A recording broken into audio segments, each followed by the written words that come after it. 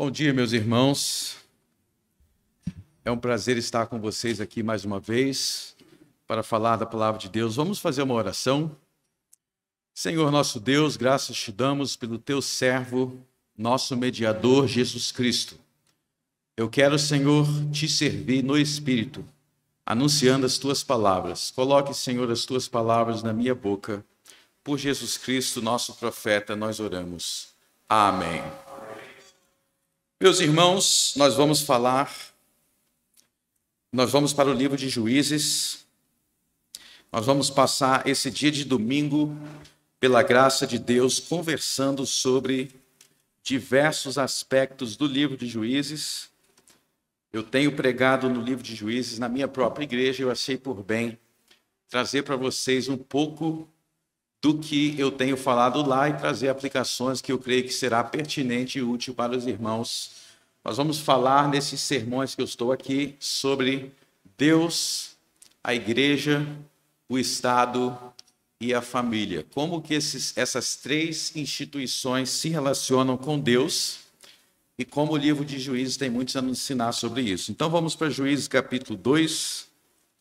Nós vamos ler dos versos 1 ao 4.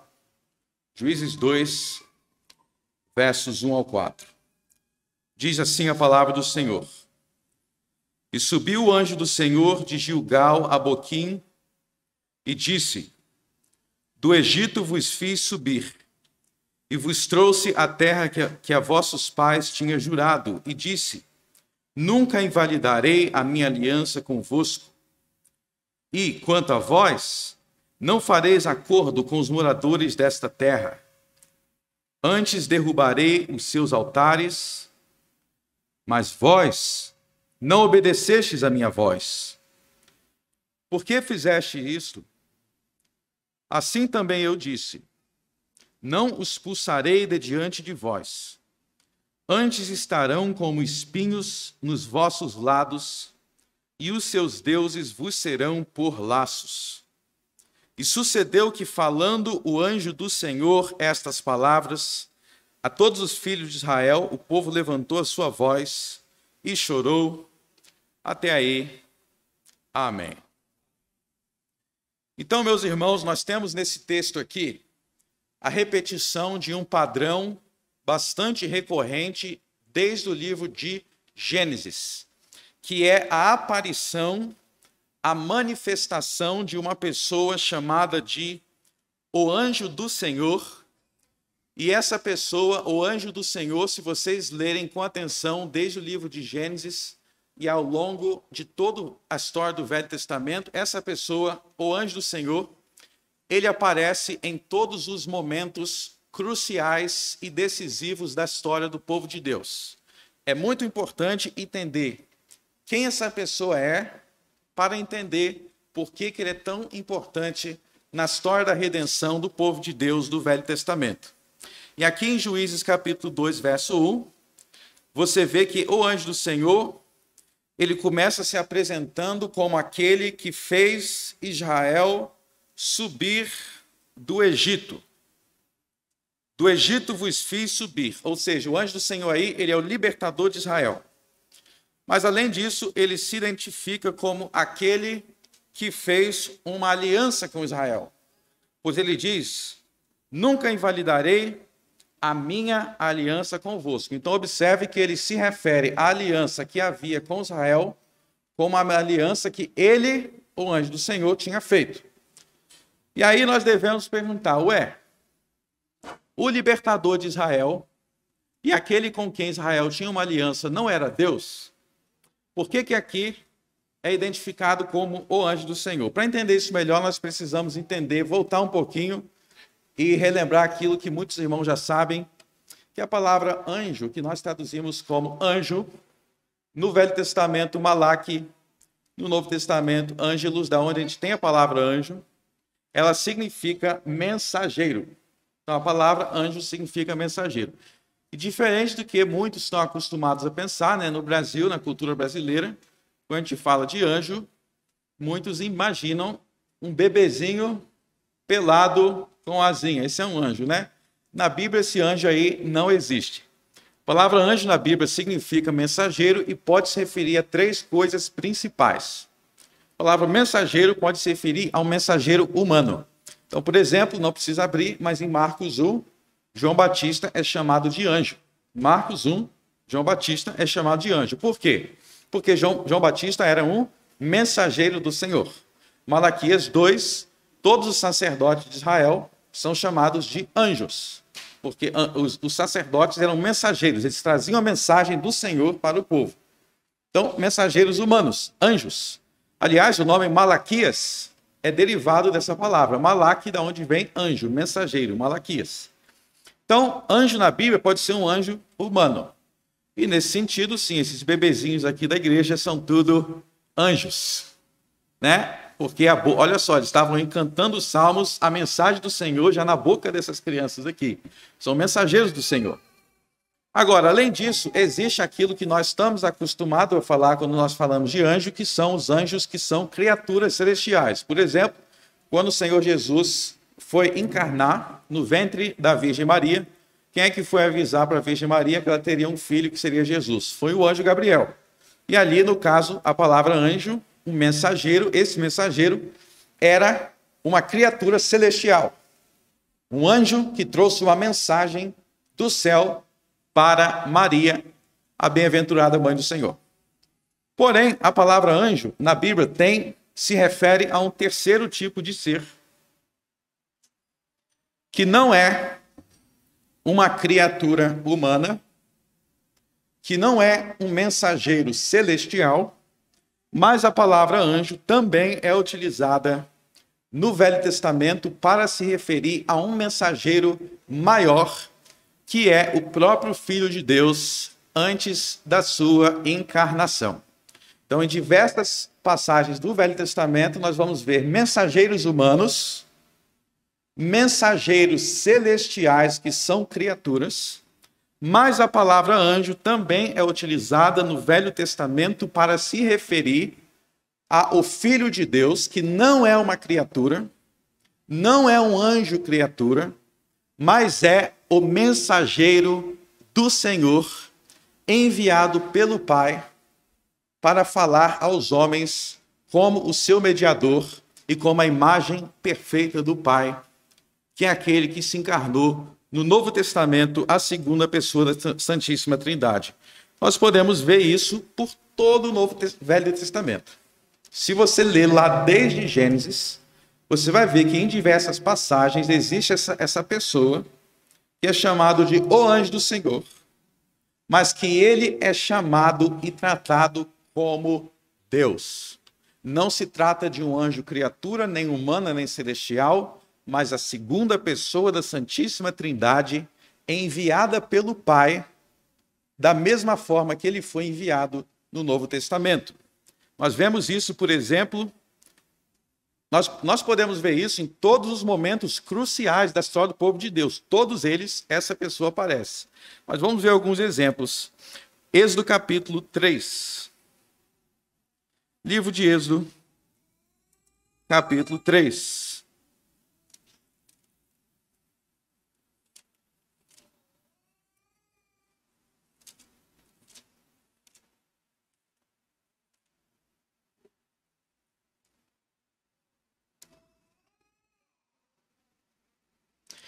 Diz assim: E apacentava Moisés o rebanho de Jetro, seu sogro, sacerdote em Midian, e levou o rebanho atrás do deserto e chegou ao monte de Deus, a Horebe.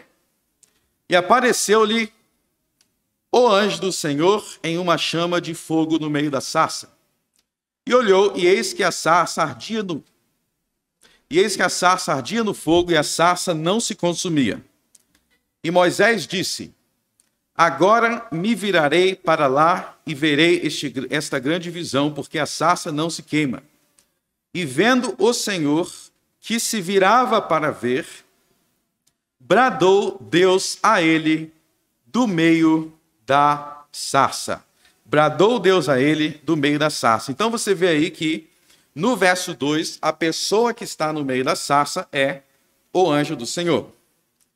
E no verso 4, essa mesma pessoa é chamado de Senhor, ele é chamado de Deus, e no verso 5 disse: não te chegues para cá, tira os sapatos dos teus pés, porque o lugar em que tu estás é terra santa. Disse mais: eu sou o Deus de teu pai, o Deus de Abraão, o Deus de Isaque, o Deus de Jacó. Então aí, o anjo do Senhor, ele se identifica como Deus e o Deus dos pais, dos patriarcas. E isso condiz com o que nós lemos no livro de Gênesis. Ao longo do livro de Gênesis, essa pessoa, o anjo do Senhor, ele aparece para os patriarcas diversas vezes. Ele aparece para Abraão, ele aparece para Isaque, para Jacó, e nessas aparições, inclusive, Jacó teve uma luta com ele, a famosa luta de Jacó.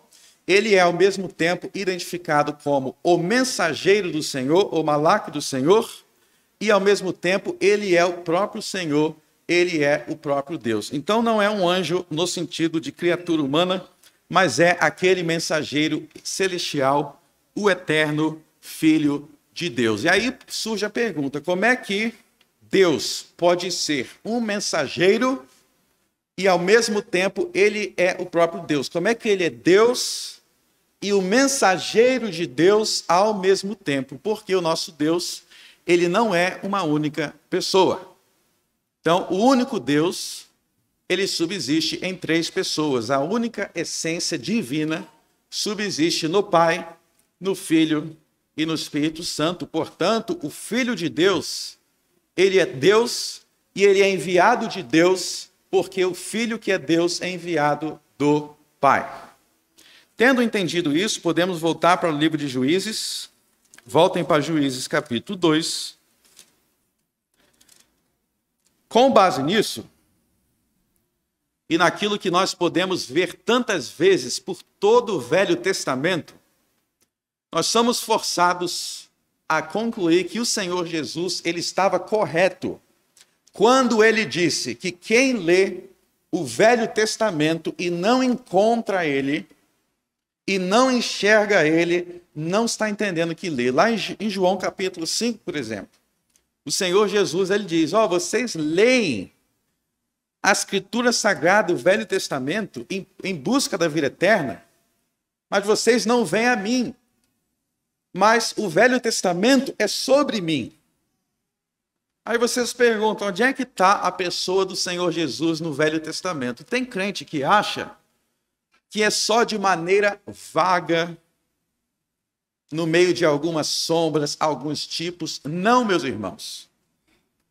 A pessoa do Filho de Deus, ele é o personagem principal de todas as principais histórias do Velho Testamento. Ele é o personagem principal. Ele apareceu para Abraão e comeu com Abraão. Não era a pessoa do pai que apareceu para Abraão, é a pessoa do filho. O pai nunca foi visto por ninguém. O filho é aquele que o revelou. João capítulo 1. Jesus Cristo apareceu para Jacó, e Jacó inclusive diz: eu vi o anjo do Senhor que me disse, eu sou Deus. Jesus Cristo apareceu para Moisés na sarça ardente. Jesus Cristo apareceu no início do livro de Josué como capitão dos exércitos do Senhor. Todos os momentos cruciais da história de Israel, o anjo do Senhor aparece. Até o final da história de Israel, que é lá no fim do cativeiro babilônico, quando eles têm que reconstruir o templo. Quem é que aparece para impedir Satanás de parar de impedir de construir o templo? O anjo do Senhor. Aparece no fim da história do Velho Testamento, repreendendo Satanás diante do sacerdote Josué. Então, com isso eu estou mostrando para vocês que é por isso que o anjo do Senhor aqui, em Juízes capítulo 2, verso 1, ele se apresenta como Salvador e como o Deus da aliança com Israel. E se vocês entenderem isso do verso 1, vocês vão entender duas coisas fundamentais que nós precisamos ter em mente para entender o resto do texto. Número 1. A religião do Velho Testamento é uma religião trinitária.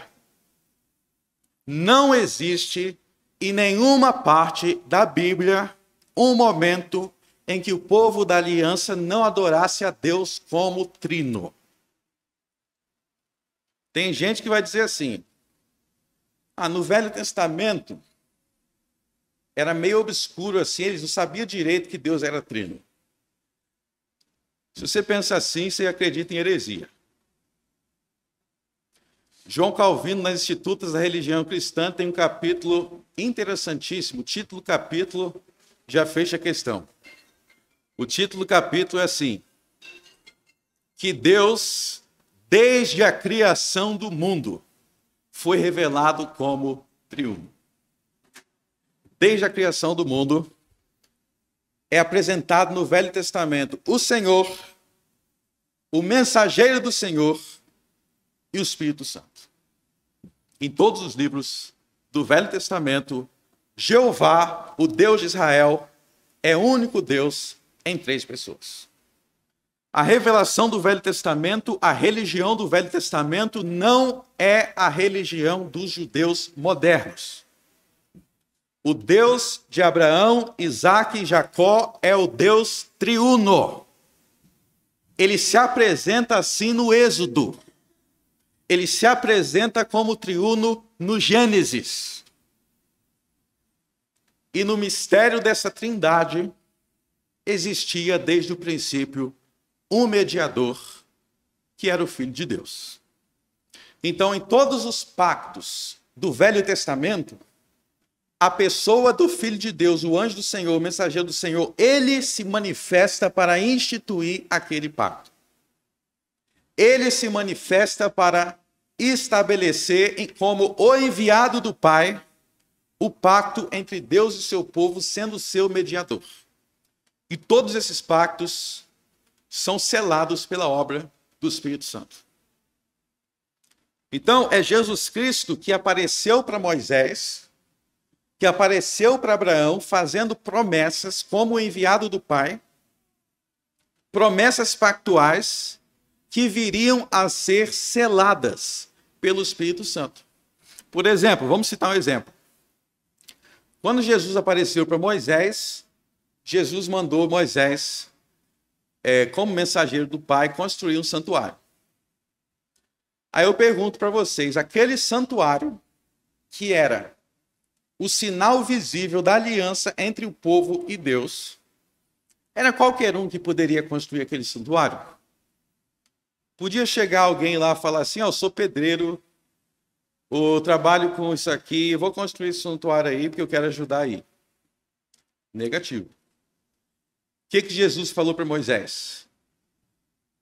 Vai construir o santuário, os homens que eu escolher, porque eu vou enviar o Espírito Santo sobre esses homens, e aí eles podem construir.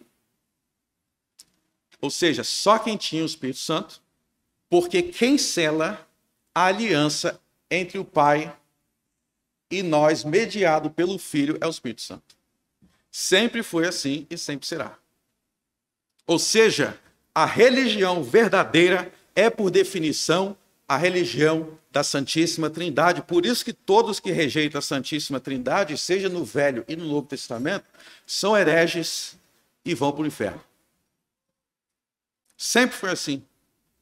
Lá no Velho Testamento, Moisés não sabia que tinha Trindade. Se arrependa dessa heresia. Moisés adorava o Deus triuno. E ele sabia que era um Deus em 3 pessoas. Porque ele escrevia. Ele escrevia sobre o anjo do Senhor. Ele escrevia sobre o Espírito Santo. Ele sabia dessas verdades. E isso nos conduz a uma segunda verdade que tem a ver com essa aliança que nós vemos aqui nesse texto. Nunca invalidarei a minha aliança convosco. Nós vemos aqui que muitas pessoas se perguntam qual é a diferença entre a velha aliança, a aliança abraâmica, mosaica, a nova aliança. Quais seriam as diferenças? A partir da consideração desse texto atento, nós devemos concluir que não existe diferença essencial entre as alianças do Velho Testamento e a Nova Aliança. Não existe diferença essencial. Existe diferença na administração externa, que nós já vamos falar. Mas vamos lá. O Deus que fez a aliança, que fez as antigas alianças, a nova aliança, o Deus é diferente ou é o mesmo Deus? Ponto 1, é o mesmo Deus, que é revelado como triuno. O mediador dessas alianças, é o mesmo ou é diferente? É o mesmo, nós acabamos de ver que é a segunda pessoa da Santíssima Trindade, que é o mediador das alianças do Velho Testamento. Pode ler todas elas. Pode ler todas as alianças do Velho Testamento. Você vai ler lá, de alguma forma está envolvido as três pessoas da Santíssima Trindade. Tanto pessoalmente quanto na forma de figuras. Essas figuras nós já vamos falar dentro de alguns instantes. Além do mesmo Deus, do mesmo mediador, a lei moral de todas as alianças também é a mesma. A lei moral é a mesma. Por exemplo, quando o apóstolo Paulo ele vai explicar na Epístola aos Romanos como é que o cristão tem que viver, o que o apóstolo Paulo cita em Romanos 13? Ele cita os 10 mandamentos e ele cita Levítico 19.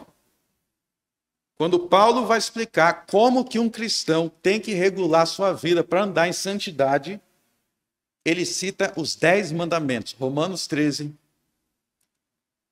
1 Timóteo capítulo 1, ele também cita os 10 mandamentos. Quer ver? Abra lá em 1 Timóteo capítulo 1.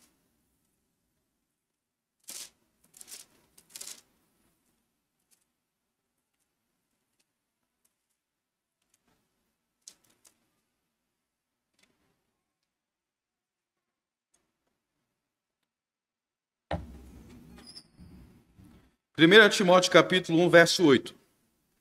Sabemos, porém, que a lei é boa.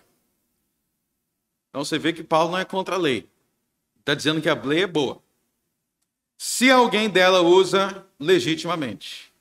Ou seja, ruim é esses hereges que distorcem a lei.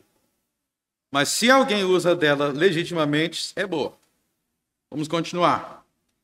Sabendo isto, que a lei não é feita para o justo, mas para o injusto e obstinado, para os ímpios e pecadores, para os profanos e irreligiosos, para os parricidas e matricidas, para os homicidas, para os fornicadores, para os sodomitas, para os roubadores de homem, para os mentirosos, para os perjuros e para o que for contrário à sã doutrina, conforme o evangelho da glória de Deus, bem-aventurado que me foi confiado.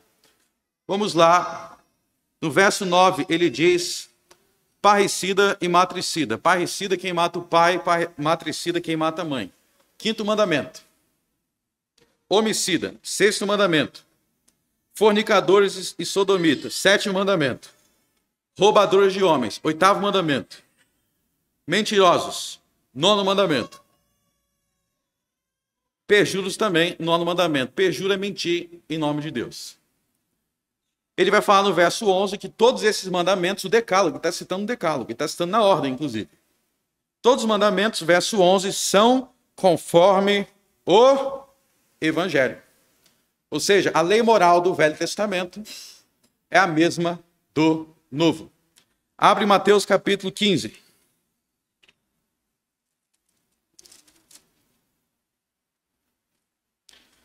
Mateus capítulo 15, verso 18.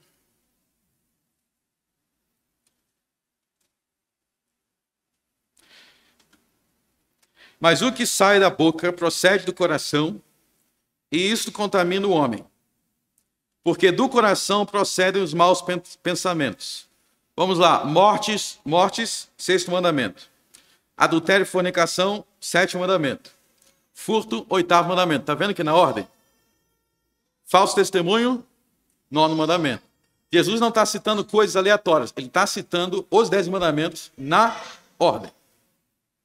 Ou seja, a lei moral do Velho Testamento é a mesma que o Novo. Então, voltando para Juízes.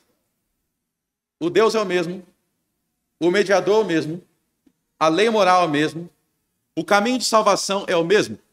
Sim, porque em Romanos capítulo 4, depois de provar que a doutrina da justificação é pela fé, e pela fé somente, como é que Paulo prova que a salvação, a justificação é pela fé somente? Ele cita Abraão e ele cita Davi. Ele diz, Abraão foi justificado pela fé somente, Davi foi justificado pela fé somente. Logo, o caminho da salvação no Velho, Davi e Abraão, e no Novo Testamento é o mesmo.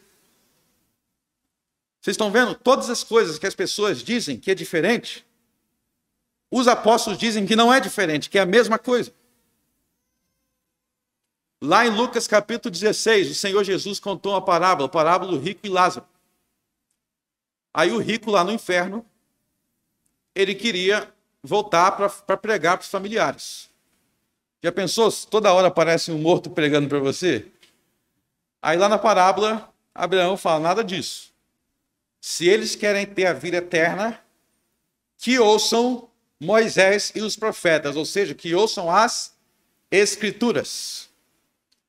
As Escrituras ali, Moisés e os profetas, é o Velho Testamento. Logo, o Velho Testamento ensina o caminho da salvação, que é o mesmo que Jesus ensinou, Lucas 16. Então, em todas essas passagens, nós vemos, voltando para Juízes, abram de volta Juízes, que existe uma unidade essencial entre o Novo e as velhas alianças, as alianças lá do Velho Testamento. Uma unidade essencial. Qual é, então, a diferença? A diferença está na administração externa, ou seja, naquilo que não é essencial, mas que é acidental. Por exemplo, no Velho Testamento, seu filho nasceu, ele seria circuncidado. Mas agora ele nasce, ele é batizado.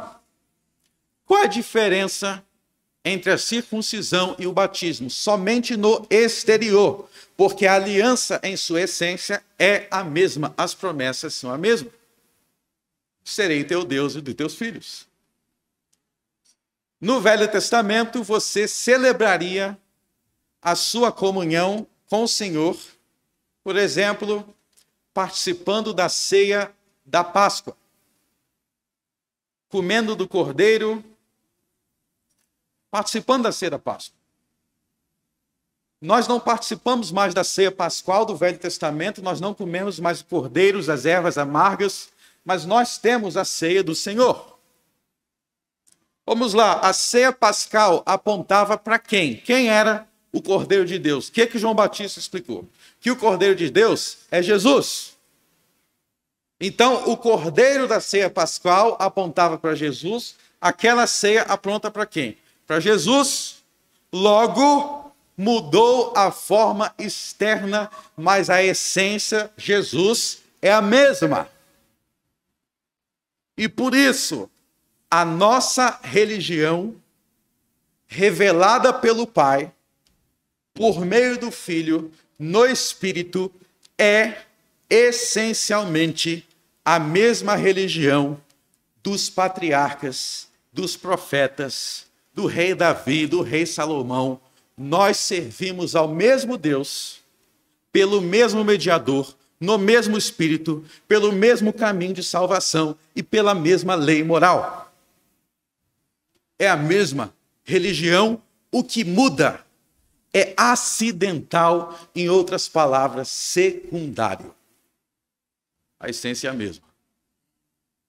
Então, se você é cristão, tem a alegria de saber que você faz parte da única fé verdadeira e da fé mais antiga. No período da Reforma Protestante, existia um reformador chamado Heinrich Bullinger. É o meu segundo favorito reformador. Um dos livros dele se chama A Fé Antiga, em que ele fala que os católicos romanos eram os inovadores, porque ele tinha a mesma religião de Abel. A religião mais tradicional e antiga do mundo é o cristianismo, porque Abel adorava ao Pai por meio do Filho. Abel é trinitariano. A Trindade começou no Concílio de Nicéia. Vocês estão loucos? O Concílio de Nicéia confirmou a fé de Enoque. O Concílio de Nicéia é os gentios cumprindo as profecias de Jacó, que os gentios adorariam e serviriam ao Deus triuno. Jacó profetizou isso. E Nicéia cumpriu a profecia, e todos os concílios da igreja cumpriram essa profecia. Os gentios lá na Inglaterra, quando eles confessaram a fé de Westminster, é a profecia de Abraão. Em ti serão benditas todas as nações da terra. O Deus de Abraão é o Deus trino, mesma aliança, mesma fé, a mesma lei moral. E é isso que nós vemos aqui. Nós aprendemos então em Juízes, não somente sobre uma antiga fé que passou uma antiga dispensação que não tem revelação para nós. Tudo que está em Juízes foi escrito para nós. É o que Paulo diz em 1 Coríntios 10, que o Velho Testamento foi escrito para você. 1 Coríntios 10. Paulo manda ler o Pentateuco para aprender a servir ao Senhor. E aqui nós vemos também, no verso 2, que aqueles que, fazendo parte do povo aliança, se tornam violadores e quebradores da aliança, como que é a raiz da quebra da aliança? Ele fala: e quanto a vós, não fareis acordo com os moradores dessa terra, antes derrubareis os seus altares, mas vós não obedecestes a minha voz. Quando ele fala aí, a minha voz, já entra aí o sola escritura. Ok? Aonde que tem sola escritura na Bíblia? Milhares de passagens. Não tem como fazer uma conferência só para falar desse assunto, que é milhares de passagens. Mas essa aqui é uma das milhares que ensinam sola escritura, porque quando ele diz, não obedeceste a minha voz, lembre-se, quando você lê a Bíblia, você tem que definir as coisas biblicamente. Eu acho que a minha voz aqui é que eu vou chegar ali no estacionamento, eu vou ouvir uma voz audível assim, eu tenho que obedecer. Negativo. Vocês lembram que antes de Moisés morrer, Moisés falou assim: pessoal, tudo que eu mandei, tudo que o Senhor falou, eu vou escrever num livro. E se você ler Deuteronômio 29, Deuteronômio 30, diversas vezes, esse livro de Moisés é chamado de minha voz. Minha voz. Ouçam a minha voz como está escrito nesse livro. Eu não vou ler tudo aqui, porque aí ficaria a manhã inteira, mas cheguem em casa, leiam Deuteronômio 27, 28, 29, 30. Observe o que é a voz do Senhor. É o livro.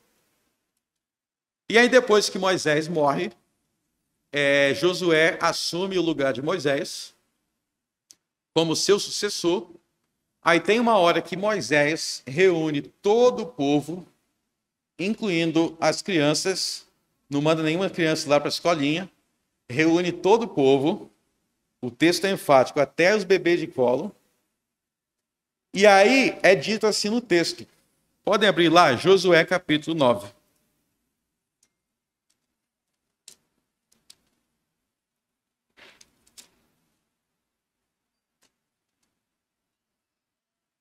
Desculpe, Josué capítulo 8.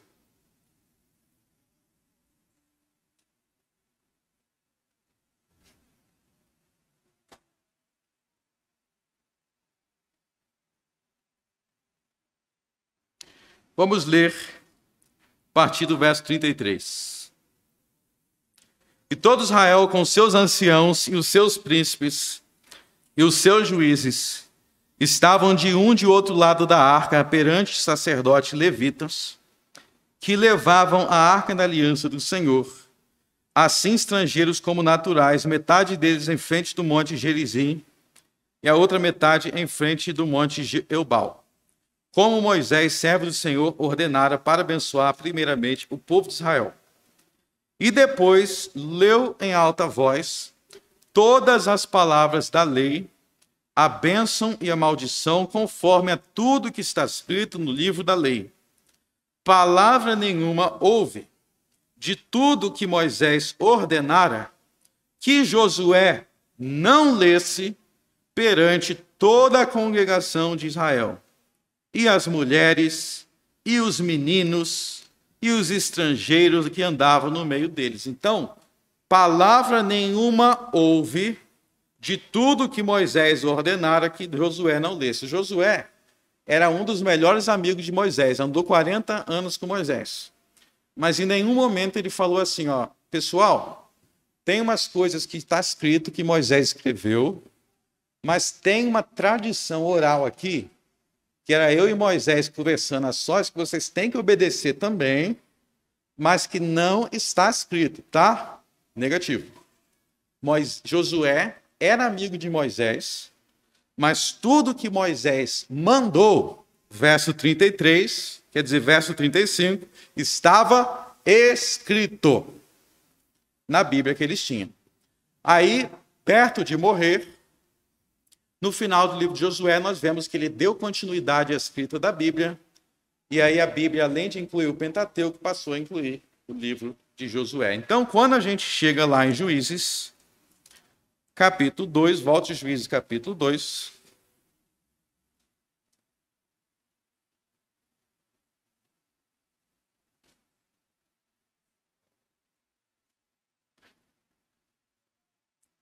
Só para confirmar que aquele relógio está certo, né?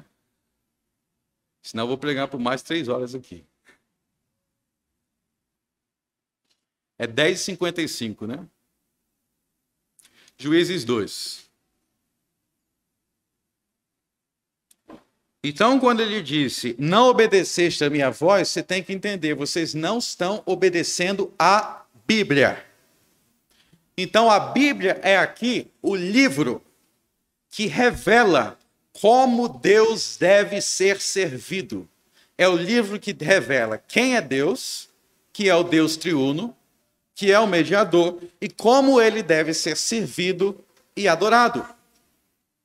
Ele deve ser servido e adorado conforme a sua voz, conforme ele ordenou, e não conforme os homens imaginam.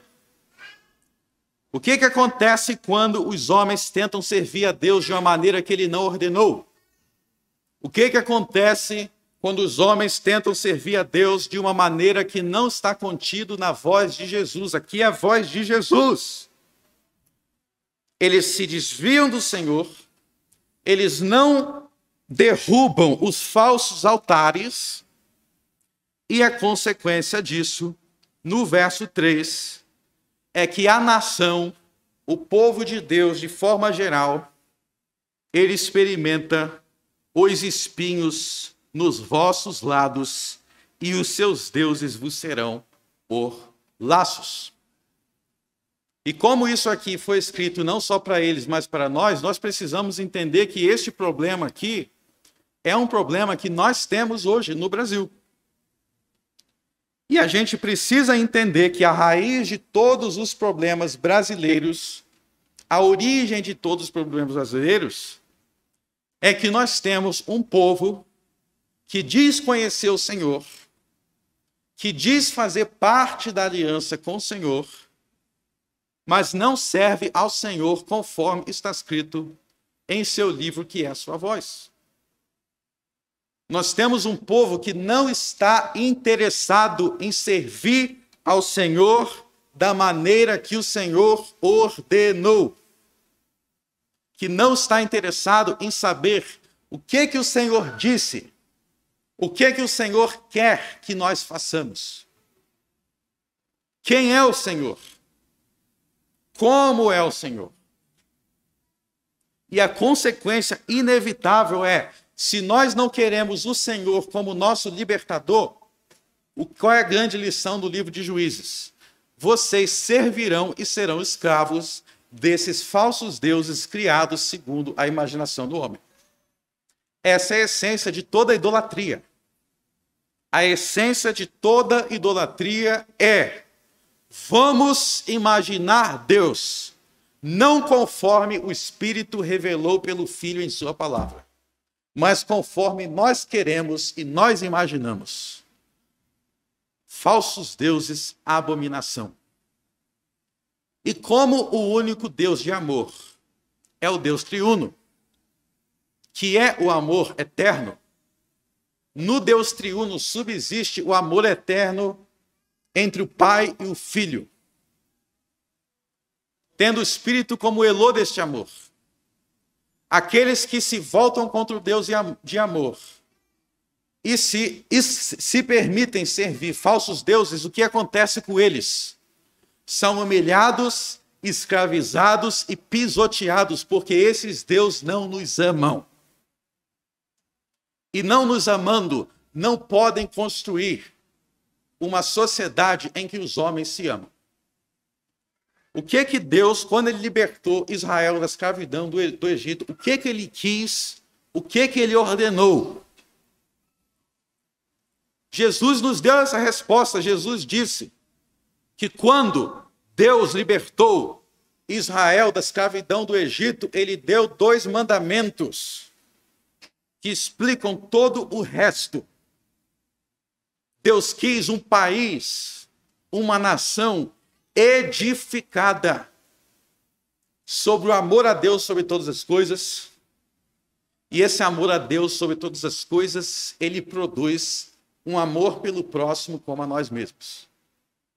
Jesus explicou o Pentateuco assim.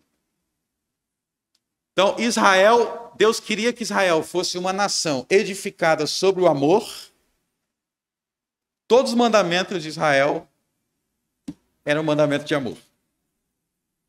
E fundamentados neste amor, eles seriam um país livre, próspero e amoroso com o seu próximo. Livre, próspero e amoroso com o seu próximo.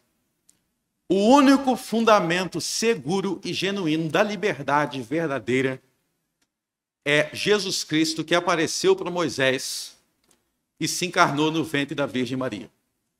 Não existe outro libertador além dele. Porque ele é o Deus do eterno amor. Quando nós abandonamos o Senhor, é a grande lição de Juízes. Quando vocês abandonam o culto puro e genuíno, ordenado por Deus, vocês se tornam escravos e sofrem o ódio do mundo. Vamos isso muitas vezes. A grande mensagem de Juízes é essa. No livro de Juízes, quando Deus ia libertar o povo, quem é que Deus mandava para libertar o povo? Ou aparecia o anjo do Senhor apareceu para Gideão, apareceu para a mãe de Sansão. Várias vezes aparece o juiz. É tudo Jesus, tá? É tudo Jesus vindo para libertar o povo. Aí depois que Jesus aparece, quem é que Jesus envia no livro de Juízes? O Espírito Santo. O Espírito Santo para tornar os homens parecidos com Jesus. Porque quando Jesus manda o Espírito Santo no livro de Juízes, o que acontece com aqueles que recebem o Espírito Santo? Se tornam libertadores como Jesus, que vos libertei da casa do Egito. E é o que o Espírito Santo faz em todas as eras. O Espírito Santo, ele é enviado para nos fazer parecido com Jesus. E quem é parecido com Jesus, ouve a voz de Jesus. Essa é a grande lição de Juízes, e é uma lição para nós, para a igreja. Igreja, se arrependa de ouvir outras vozes, parem de ouvir as vozes de Baal. Parem de ouvir as vozes de Moloque. Está cheio de igreja aí no Brasil de falsos crentes defendendo o aborto. Isso é adorar Moloque, o deus dos cananeus, de Juízes. É a mesma coisa. Crentes sem amor, que não amam seus filhos, que pegam seus filhos e entregam para os deuses cananeus educar. Vai aí, ó, sacerdote de Moloque, educa meus filhos. O importante é que é de graça e de qualidade. É assim que o povo está pensando? Aí a gente quer se perguntar por que as coisas estão tão erradas. Aí você se consola dizendo, não, está tudo errado, mas não é responsabilidade minha. É porque é o tempo do fim. Deixa se apagar, se queimar o mundo. É o tempo do fim. Não, meu irmão, não é sinal do tempo do fim, é sinal de que vocês são apóstatas. Nós somos apóstatas, como igreja brasileira.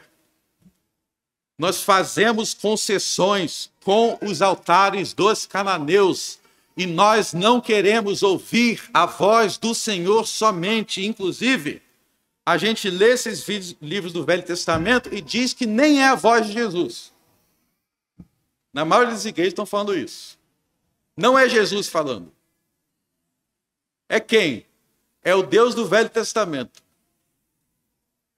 Agora Jesus veio falar de graça e amor. Louco! Deus sempre foi amor. E se algum pecador imundo entrou no céu, é porque ele foi justificado pela fé somente em Cristo, somente em todas as eras. Toda a Bíblia é a voz de Jesus, o eterno mediador, o eterno mensageiro do Senhor. Reflitam nisso, meus irmãos. Qual voz vocês querem ouvir? Vocês já viram como é que termina o livro de Juízes? Termina com estupro, anarquia e sacerdote doido. Aí você se pergunta, precisava terminar o livro tão assustador assim? Precisava sim. Porque o temor do Senhor é o princípio da sabedoria. O livro de Juízes é o aviso. Como é que termina um país, uma sociedade, que lá no início se recusou a ouvir a voz do Senhor? Termina assim. Vocês não querem ouvir a voz do Senhor, não? Vocês vão terminar igual o livro de Juízes. Essa é a moral da história. Ouçam o Senhor e vocês vão ter uma sociedade amorosa, livre e próspera. Rejeite a voz do Senhor, que você se torna como os abomináveis cananeus. Ouçam, meus irmãos, a voz do Senhor. Vamos orar.